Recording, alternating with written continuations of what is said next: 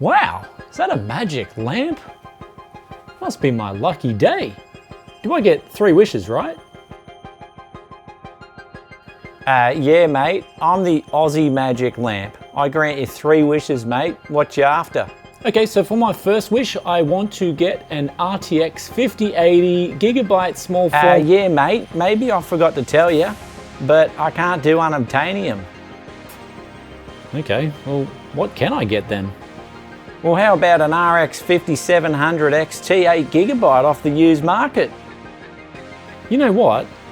Maybe you're not such a bad magic lamp after all.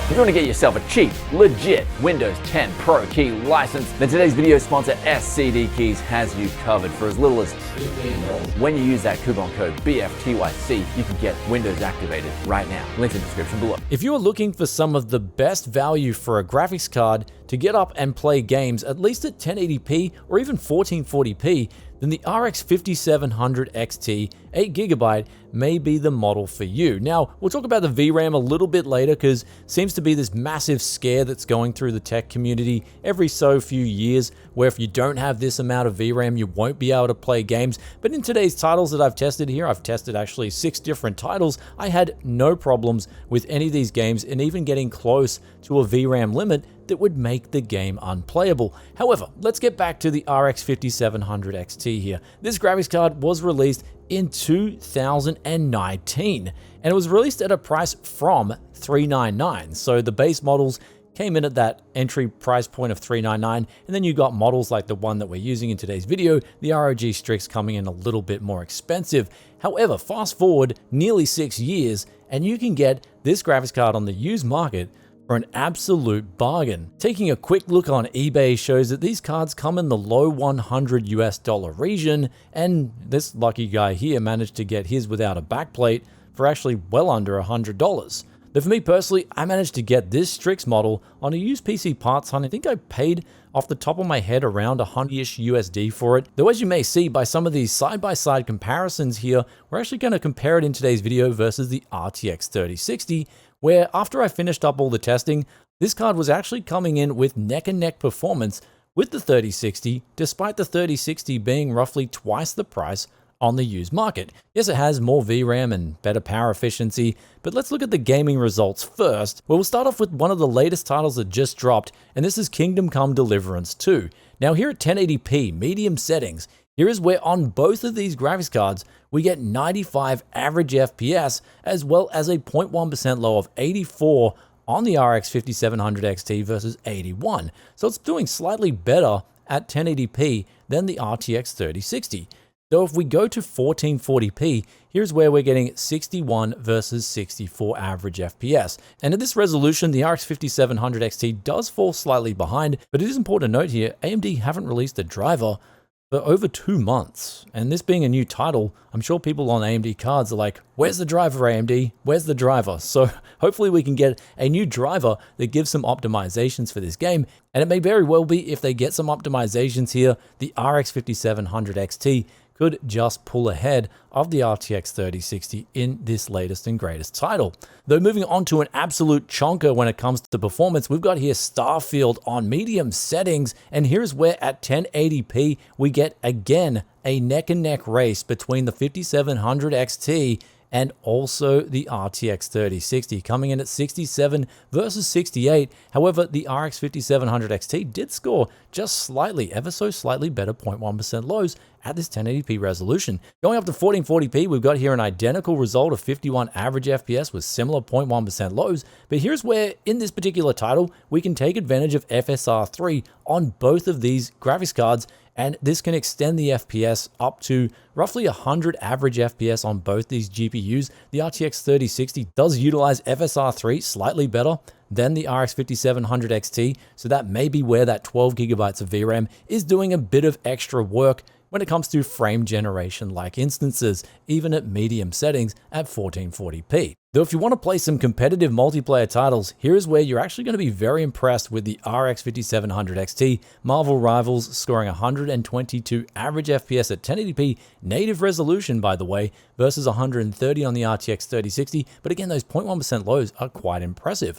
Going up to 1440p, the RTX 3060 does pull ahead, but even then, 1080p is a desirable resolution for a lot of people, especially who want to play competitively. Then move on to Counterstrike 2. Here's where the RX 5700 XT actually scores a significant victory at 1080p, coming in with 623 average FPS versus 418. And it's also important to note the 0.1% lows were much better in this apples to apples benchmark. And moving on to 1440p, we see an even bigger gap, at least in the percentage differential here at 469 average FPS versus 265, and those 0.1% lows are slightly better with the RX 5700 XT. So what we can make of these results for Counter-Strike 2 is that it's better to have an AMD graphics card, at least a used one, versus a used NVIDIA graphics card, especially if you want to play competitively at low settings. You're going to get better 0.1% lows. Though the RX 5700 XT shouldn't call it a victory yet. Here's where we move over to Call of Duty, and I just tested with Warzone because I don't want to go out and pay a stupid amount of money for Black Ops 6 when I don't even play Call of Duty, but I do enjoy giving you guys the benchmark numbers for it, and Warzone is basically the same engine as Black Ops 6, I believe, and here's where we've got 152 average FPS versus 196, but again, those 0.1% lows are better on the RX 5700 XT.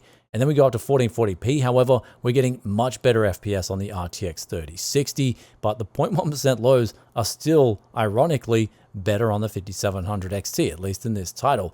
Though, moving on to the final title we got here is Fortnite, and this is where we've got the pro setting. This is all low except for the epic view distance, and shadows are turned off. And here is where we've got a 1080p, the RTX 3060 coming out slightly ahead with 396-ish average FPS with better 0.1% lows versus the 376 and 200.1% lows on the RX 5700 XT. Stepping things up to 1440p, actually saw identical nearly average FPS numbers here, and then better 0.1% lows on the RTX 3060. So it looks like the drivers are better optimized on the RTX 3060 for Fortnite as opposed to the RX 5700 XT. But here's where we jump to a conclusion on this card, at least with the gaming FPS, and that is it's doing extremely well for a card that is this old and especially this cheap on the used market. I can't really fault anything about the RX 5700 XT, especially for what you can pick it up for on the used market.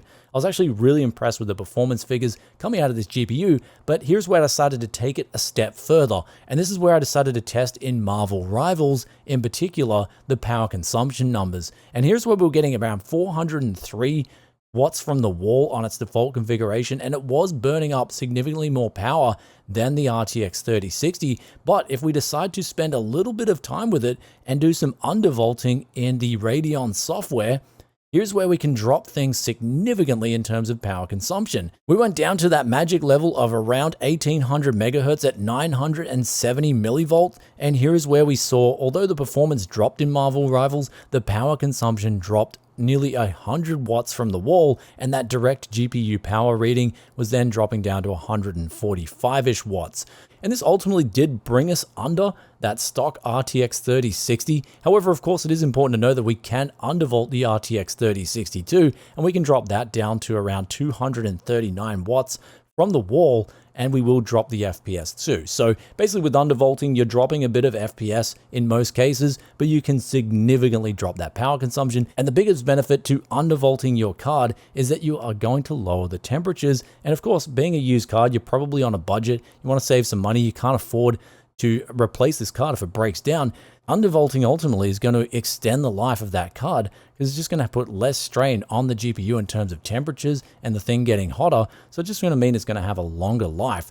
So that's why I absolutely love undervolting, especially for used graphics cards, and especially on top of that for cards that don't have a good enough cooler from the get-go where they go to 80 degrees automatically. I found a lot of these cards can come down to like the mid 60 degree level with a good undervolt and still give you out really good performance. However, this of course being an ROG Strix, it's got no problems on its default profile, but when we undervolt it, the temperatures are getting ridiculously low. Though the final question you may have is, what if we go the other way?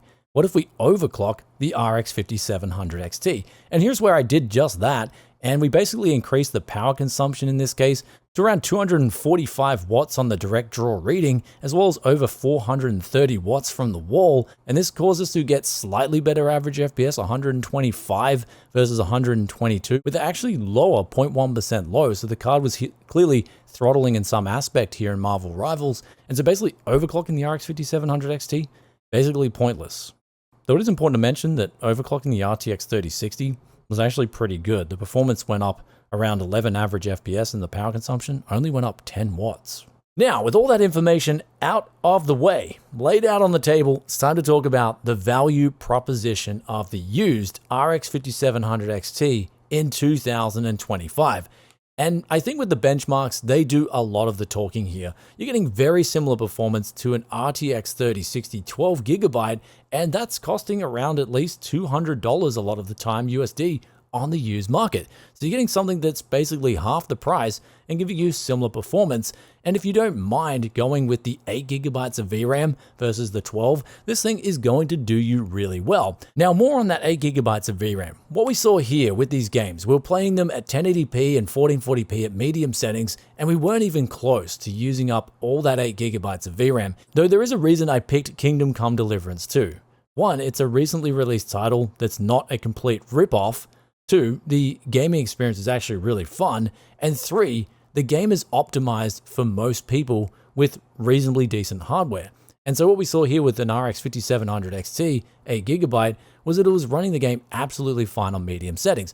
Sure, we could probably crank the game to ultra settings at 1440p, and we might be getting close to hitting that VRAM limit, but what's the point? Because even if we had more VRAM, we're going to drop our FPS down to unplayable levels, which is not going to be enjoyable anyway. So I think the 8GB of VRAM for this card is a decent balance if you're willing to drop some settings down to medium or even low to get a nice smooth experience, even with some of the latest games being released. Though with VRAM, again, it depends on who you are and who you're asking for an opinion about how much VRAM you need. For me personally, I've always been on that side of the fence of just lower the settings until you get a nice, good experience. And the main reason for that is I actually just enjoy playing games for more story than the graphics. I mean, way back in the day, I used to play games like Warcraft 2 and really enjoy them, and the graphics were absolutely terrible compared to modern day games. So me gaming at 1080p, low, medium settings, especially on a game like Come Deliverance 2, I'm really having a good time. So it just depends on your outlook on games. Do you want to play with all the bells and whistles at 4K Ultra? Well, ultimately, the 5700 XT is probably not going to be for you.